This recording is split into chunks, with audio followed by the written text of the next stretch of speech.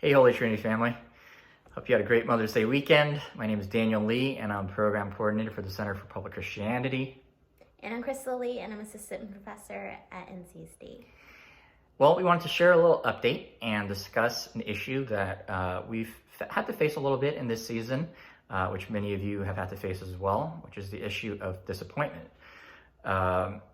For us, we faced a little bit of disappointment because this year doesn't look that different from last year.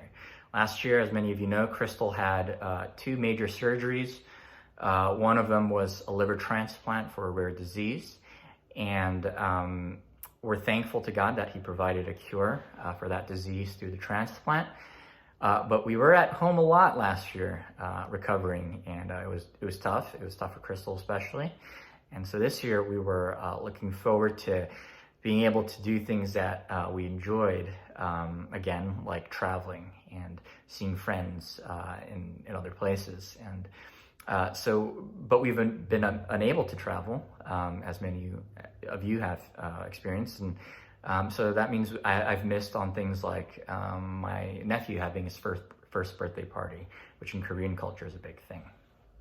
And I know some of you probably have experienced other disappointments, such as a wedding, maybe having one of your own, or attending one, or saying goodbye to classmates and teachers. I attended a university graduation on Zoom on Friday, and so I feel for a lot of you high school seniors and college seniors who are looking forward to this momentous occasion.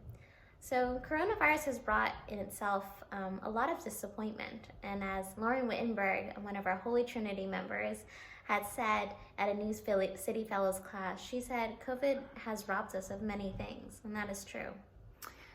Well, how do we deal with disappointment? How have we dealt with it? I think 4 of the things that we've thought a little bit about that have helped us with disappointment, which we're going to list, and the first is to grieve what we've lost. I've often felt a little bit of guilt about being disappointed because disappointment is admittedly one of the milder things we have to deal with in the wake of this pandemic, and things are much worse for other people in other places. But I don't think that's the only thing we have to say about disappointment. We don't just have to say, oh, at least things aren't as bad as they could be. We don't have to silence or discount our disappointments like that. I think it's okay to grieve them because they're all the same, really. They're all of a piece. They're all of a piece of a fabric of billions of disappointments and losses that we've all experienced in the wake of COVID, and also because God cares about all these disappointments. As John shared about in his sermon a few weeks back on asking God for our daily bread, he said, we should ask God for even the little things because God cares about them. I think God also cares about our minor disappointments and our small losses. So we found it helpful to voice those disappointments and to tell each other them, and most of all to tell God these things. And the second thing that we found helpful is to trust God with our plans, our hopes, and our desires. So I think that's most necessary in grief. So one of the things we experience in grief of any form is the loss of a future we once dreamed or hoped of together. So our Holy Trinity small group, we've been reading the book of Joel and reading about all those locusts. And these verses really stuck out to me, though. It's Joel chapter 2, verses 25 through 27. It says, I will restore to you the years that the swarming locust has eaten. You shall eat in plenty and be satisfied, and praise the name of the Lord your God, who has dealt wondrously with you. And my people shall never again be put to shame.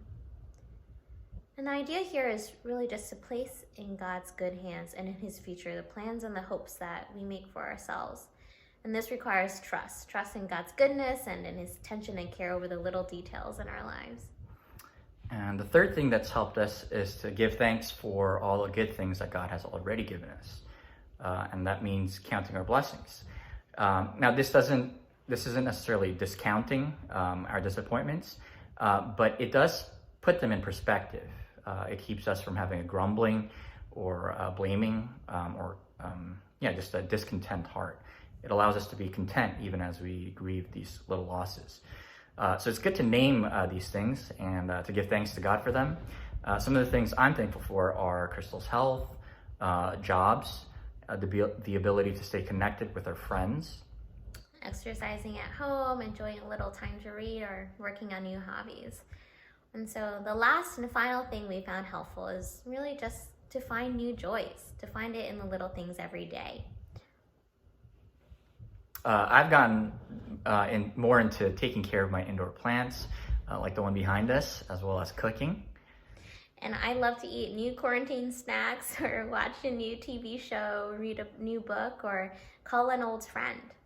So wherever you are with your family or at home, we hope you can find joy daily. And most of all, find joy in Christ, even in the midst of disappointment. So I think those are our 4 things, right? That's it. Yep. We'll see you later. Bye, Holy Trinity.